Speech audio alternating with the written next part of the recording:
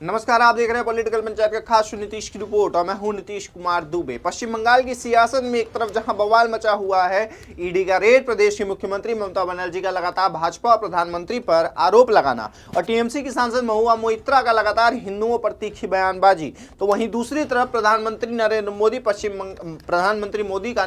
पश्चिम बंगाल में दौरा चर्चा का विषय बना हुआ है। मोदी पश्चिम बंगाल में 2 दिवसीय दौरे पर हैं और इस दौरान वो देश की पहली वंदे भारत स्लीपर ट्रेन को हरी झंडी दिखा दिए हैं। वो इस वक्त पश्चिम बंगाल में मौजूद हैं और वहां से पश्चिम बंगाल की जनता को संबोधित कर चुके हैं। दोनों राज्यों में अलग अलग विकास परियोजनाओं की आधारशिला रखने के लिए मोदी पश्चिम बंगाल में मौजूद हैं। इसके बाद काजीरंगा एलिवेटेड कॉरिडोर परियोजना के लिए वो भूमि पूजन भी करेंगे। आपको बता दें कि पश्चिम बंगाल में इस साल विधानसभा चुनाव होने वाले हैं और इसके देखते हुए प्रधानमंत्री मोदी का ये दौरा और भी महत्वपूर्ण हो जाता है। पश्चिम बंगाल की भूमि बीजेपी के लिए एक बहुत ही महत्वपूर्ण राज्य माना जा रहा है सियासत के तौर पे भी, क्योंकि पिछले कई सालों से बीजेपी जब से जनता दल रहा है, तो उसके बाद जब भारतीय जनता पार्टी का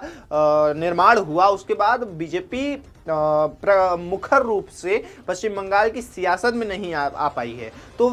2026 का विधानसभा चुनाव पश्चिम बंगाल में बीजेपी के लिए इसलिए भी महत्वपूर्ण हो जाता है क्योंकि उसको सत्ता में आना है और सत्ता में इस वक्त तो जो बीजेपी है वो टीएमसी मतलब पश्चिम बंगाल में दूसरी सबसे महत्वपूर्ण पार्टी बन चुकी है। सीपीएम के बाद, कम्युनिस्ट पार्टी, मार्क्सिस्ट पार्टी के बाद दूसरी सबसे बड़ी पार्टी बन चुकी है। और अब ये जो पश्चिम बंगाल की धरती है वो मोदी के नज़रिए से, बीजेपी के नज़रिए से सबसे महत्वपूर्ण हो जाती है, क्योंकि यहाँ पे इस वक्त पिछले कुछ समय से काफ़ी ज़्यादा सियासत सियासत में बवाल मचा हुआ है। चाहे वो ईडी का रेड हो, चाहे महुआ मोइत्रा का लगातार हिंदुओं के विरोध में बयानबाजी हो, चाहे वो सीएम ममता बनर्जी का हमारे गृह मंत्री को नॉटी मिनिस्टर कह देना, नास्टी मिनिस्टर कह देना, ईडी के ऊपर इनके प्रत्यारोप कर देना, सुप्रीम कोर्ट में जो अभी मामला चल रहा है ईडी को लेकर के, टीएमसी की सांसद पहुंच जाते, टीएमसी की जो ये चीफ मिनिस्टर हैं वेस्ट बंगाल की, पहुंच जाती हैं ईडी के छापे पे, आईपैक के छापे पे, और वहां ये सीधे फाइल लेके चली जाती हैं। तो ये सब चीज़ें भी इस वक्त पश्चिम बंगाल की सियासत में उबाल मचाया हुआ है। और इसी दौरान प्रधानमंत्री का जो पश्चिम बंगाल में दौरा है ये और भी महत्वपूर्ण हो जाता है, क्योंकि पश्चिम बंगाल में प्रधानमंत्री मोदी उन सभी बातों पे चर्चा करेंगे, उन सभी चीज़ों की बातें करेंगे जो इस वक्त इस दौरान पश्चिम बंगाल में घटी हैं। चाहे वो ममता बनर्जी का जो फाइल लेके चले जाना हो, या फिर उनका लगातार बीजेपी पे विरोध करना, प्रत्यारोप लगाना और प्रधानमंत्री को कुछ ना कुछ कह देना, तो ये सारी चीज़ों पे प्रधानमंत्री पश्चिम बंगाल की जनता से बात करेंगे। उसके अलावा वो वंदे भारत स्लीपर ट्रेन का जो दो स्लीपर ट्रेन की इनॉग्रेशन है उसका भी ये एक तरीके से वो करेंगे। इसके बाद हम ये देखेंगे कि आईपैक जो अभी मामला सबसे बड़ा बना हुआ है, महुआ मोइत्रा लगातार विवादों का कारण बनी हुई है पश्चिम बंगाल में, टीएमसी की सांसद हैं और ये लगातार हिंदुओं के विरोध में बयानबाजी करती रही हैं, ये लगातार बीजेपी को लेकर के विरोध अपना जताती रही हैं और लगातार हिंदुओं को लेकर भी विरोध जताती रही हैं। मतलब ये एक तरीके से पश्चिम बंगाल की राजनीति में सबसे अहम, सबसे महत्वपूर्ण सांसद हैं, सबसे महत्वपूर्ण राजनेत्री हैं। और इसके बाद पश्चिम बंगाल में तीसरा जो सबसे बड़ा मुद्दा है वो आईपैक का है। प्रतीक जैन जो आईपैक के प्रमुख हैं, जो टीएमसी का पूरा राजनीतिक देखते हैं, राजनीतिक कैंपेन देखते हैं, पॉलिटिकल कैंपेन देखते हैं और टीएमसी को जिताने में सबसे महत्वपूर्ण रोल रहा है आईपैक का, इसको भी लेकर के काफ़ी चर्चाएं हो रही हैं। इसके बाद बीजेपी जो है वो किस तरीके से ये ममता बनर्जी को साधेगी, ममता बनर्जी को किस तरीके से बंगाल की सत्ता से हटाने के लिए मोदी जी पहुंच रहे हैं। और हम ये भी देखते हैं कि जब जब किसी राज्य में चुनाव होते हैं, चाहे वो विधानसभा के चुनाव हो, चाहे वो लोकसभा के चुनाव हो, चाहे वो लोकल बॉडीज के चुनाव हो। तो बीजेपी अक्सर उन राज्यों में मुखर तौर पे सामने आ जाती है जब भी चुनाव के डेट्स पास आ जाते हैं। 2026 में जैसे ही पश्चिम बंगाल का जो चुनाव है, विधानसभा चुनाव है, वो पास आ रहा है, तो मोदी जी की रैलियां लगातार पश्चिम बंगाल में बढ़ती दिख रही हैं। अभी आपको फिलहाल में मोदी जी का एक दिखा कि वो वंदे भारत स्लीपर ट्रेन का इनॉग्रेशन करने के लिए पहुंचे, लेकिन इसके बाद भी आपको कई रैलियां बीजेपी की तरफ से पश्चिम बंगाल में आने वाले समय में देखी जा सकती हैं और लगातार वो ममता बनर्जी को लेकर के तीखे बयानबाजी करेंगे और लगातार ऐसी बातें करेंगे जिनको लेकर के बंगाल की जनता जो है ममता बनर्जी के खिलाफ हो जाए। लेकिन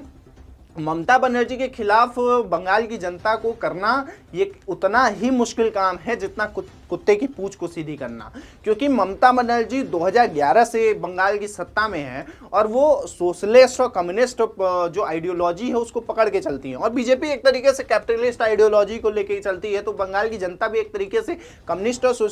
सोशलिस्ट आइडियोलॉजी को फॉलो करती है। मेजर जो वहाँ की ऑडियंस है, जो मेजर वोटर्स हैं, वो एक तरीके से ममता बनर्जी को काफ़ी ज़्यादा चाहते हैं और इस वजह से 2011 के बाद ममता बनर्जी को बंगाल की सत्ता से नहीं हटाया जा सका है। लेकिन एक जो फैक्टर है जो वोट शेयरिंग का है, जिस तरीके से बीजेपी धीरे धीरे करके सीटों को बढ़ाई है, हमने पिछले विधानसभा चुनावों में हमने देखा कि जो बीजेपी का सीट था 2021 के विधानसभा चुनाव में हमने देखा कि बीजेपी का जो सीट था वो 77 पहुंच गया था। मतलब आप देख सकते उसके पहले काफी कम था, 30 के आसपास था और ये काफी ज्यादा काफी लंबा उछाल था। तो मतलब एक तरीके से हम ये भी देख सकते हैं कि बंगाल की जनता जो है वो धीरे धीरे ममता बनर्जी से शिफ्ट करके बीजेपी की तरफ बढ़ रही है और पीएम मोदी और बीजेपी की रैलियां जो इस वक्त 2026 में होंगी, ये इससे साफ तौर पे ये पता चल जाएगा कि जो बंगाल की जनता है वो किस तरीके से बीजेपी को सत्ता में चाहती है, बंगाल की सत्ता में चाहती है और क्या वो बीजेपी को मुख्यमंत्री के तौर पे बीजेपी के किसी मंत्री को मुख्यमंत्री के चेहरे के रूप में देखना चाहती है, ये भी देखना काफ़ी अहम हो जाएगा। इसके बाद हम ये भी देखेंगे कि ममता बनर्जी का इस पर क्या रुख होगा। क्या ममता बनर्जी जिस तरीके से सड़कों पे आ जाती हैं जब भी कुछ होता है, चाहे वो ईडी का रेड हो, चाहे वो आरजी मेडिकल कॉलेज में रेप हो, उसके बाद ममता बनर्जी का सीधे तौर पे सड़क पे आ जाना, कोई भी चीज़ें हो ममता बनर्जी सीधे सड़क पे आ जाती हैं और उनको बस एक चीज़ चाहिए कि हम सड़क पे आ जाएं और हम सिर्फ प्रोटेस्ट करेंगे, हम प्रोटेस्ट के दम पे चीज़ें करेंगे। लेकिन क्या ये चीज़ें सफल होंगी और ये चीज़ें कब तक चलेंगी? ममता बनर्जी के पास सिर्फ एक हथियार है कि वो सड़क पे आ जाती हैं, लोगों को जमा कर लेती हैं और प्रोटेस्ट करना चालू कर देती हैं, आंदोलन करना चालू कर देती हैं। मुखर तौर पे वो बीजेपी के विरोध में बयानबाजी करने लगती हैं, जो हमारे गृह मंत्री हैं उनके विरोध में बयानबाजी करने लगती हैं, मोदी के विरोध में बयानबाजी करने लगती हैं। तो ममता बनर्जी का एक जो पॉलिटिक्स है वो इसी तरीके से चलता है, वो बयानबाजियां करती हैं, विरोध में बयान कर देती हैं और लगातार वो सिस्टम पे बातें करती हैं, सिस्टम के विरोध में बातें करती हैं। अभी हाल ही में ईडी के विरोध में उन्होंने बातें कर दिया। उन्होंने कहा कि बीजेपी सीधे तौर पे ईडी का उपयोग कर रही है अपने फायदे के लिए, हमारी रणनीति को चुराने के लिए ईडी का प्रयोग किया जा रहा है। लेकिन सुप्रीम कोर्ट ने सीधे तौर पे ममता बनर्जी को कह दिया कि आप ऐसा नहीं कह सकती हैं और सीधे ममता बनर्जी को उन्होंने फटकार लगा दिया। तो एक तरीके से बंगाल की जो राजनीति है वो काफी गंभीर है और 2026 के विधानसभा चुनाव में उतना ही महत्वपूर्ण हो जाता है। और आने वाले समय में ममता बनर्जी क्या करेंगी, बीजेपी के जो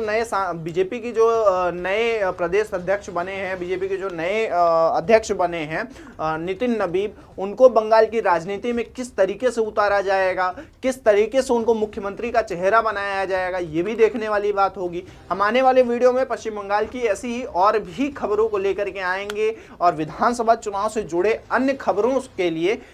हम मुखर तौर पे आपसे बातें करेंगे और अलग अलग चीज़ों को आपके सामने रखने की कोशिश करेंगे। वीडियो आपको कैसी लगी हमें कमेंट बॉक्स में जरूर बताएं और आपको अगली वीडियो किस पर चाहिए ये भी हमें कमेंट बॉक्स में बताएं। अगर आप चैनल पर नए हैं तो पॉलिटिकल पंचायत को सब्सक्राइब करना ना भूलें। आप देख रहे थे पॉलिटिकल पंचायत का खास शो नीतीश की रिपोर्ट।